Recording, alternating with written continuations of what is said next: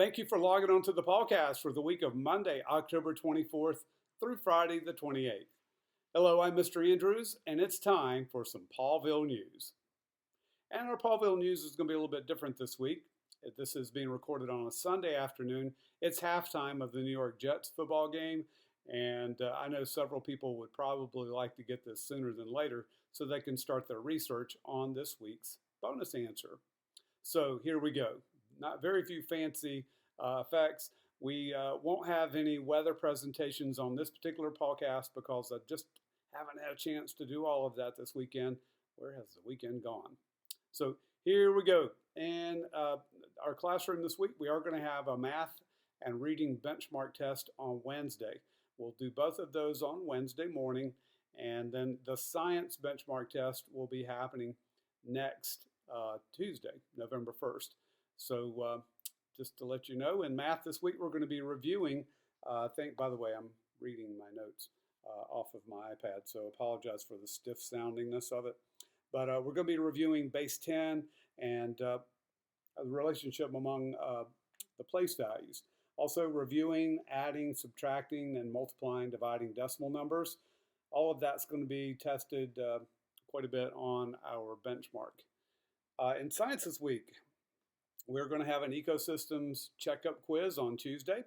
Our science benchmark testing, as I said a moment ago, is on next Tuesday, November 1st.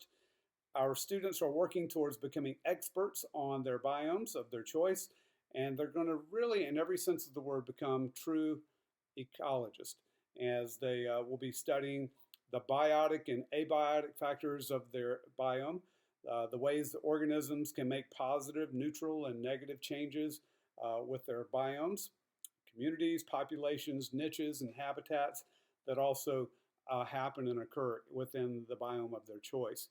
So this is actually going to be going somewhere, and we're going to do that in conjunction with our ELA unit as well, as students are going to be creating presentations as experts, and I'm looking so forward to that. I think our unit's gotten off to a really good start so far, and I think it's only going to get better. Also in social studies this week, we're going to be registering to vote in Purple Pawville. We'll have our election, the primary election, on Tuesday, and I hope everyone's had a good chance to watch those videos of the campaign speeches. We've got all great candidates.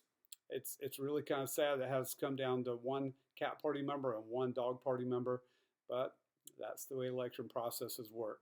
And then we're going to pay very close attention this week in social studies to political parties in the United States and talk very specifically about those.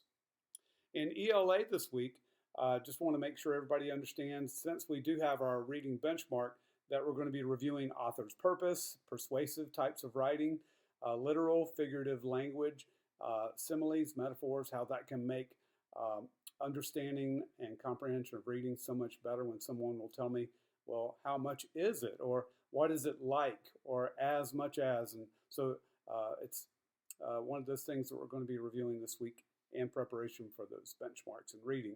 Students should be reading for 30 minutes each night without being asked. Parents, if you would, please acknowledge that your child is doing this and initiating this on their own by just signing in the coach section of their reading log. This is incredibly important for students to be doing each and every night as we're trying to increase our vocabulary by more than 1,000 words at the level and range your child is reading at right now. So important for them to be reading at least 30 minutes voluntarily at home each night. Parents, I want to also put a word out for the GCS, Guilford County Schools mobile app. If you haven't already taken the time to download that from the Apple App Store, Google Marketplace, is that what Google calls theirs, Marketplace? But it is a free download, and that is the Guilford County Schools or GCS mobile app. When you do that, it's got so many great features to it, like calendars. You can follow our school's news at Northern Elementary very closely, other schools as well, if you want to follow their news as well. Power School is available to parents directly from this app. And another feature that I'd like to advertise as well is the ebook opportunity. Our school has thousands of ebooks out there that students can check out electronically. And All they have to do is to be able to put in their password, their username and password. Their username is their lunch number. Their password is their birth date. And that would be 2 digits for month, 2 digits for the date, and 4 digits for the year that your child was born, with nothing but numbers, no slashes, no commas, no anything else. So that GCS mobile app is incredibly important. Just want to make sure that you know that that's available, and it's a very worthy download for so many purposes that will empower our parents.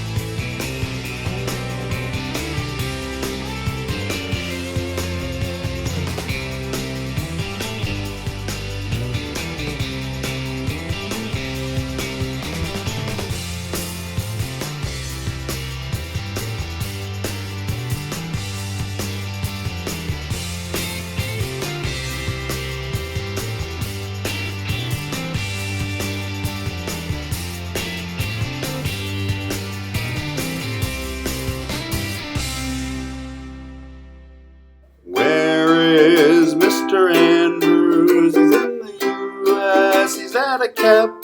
Oh, which one will we learn about this week?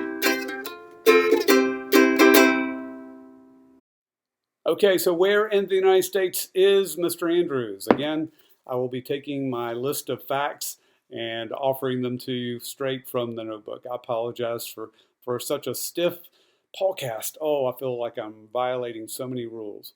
But here they are. I'm covering myself up now so that you can't tell if I'm reading them or not. You see the Capitol building behind me here in this photo. A couple of clues about this particular state is that it has the highest population density. That means people per square mile in the United States. This state has the highest population density. It also has the largest chemical producing state as well in the nation. So the largest chemical producing state in the United States. Thomas Edison invented the light bulb, the phonograph, well, that's called a record player for people from my generation, and motion picture projector in this particular state. The honeybee is the state bug. These are my honeybees. They're not one from this particular state.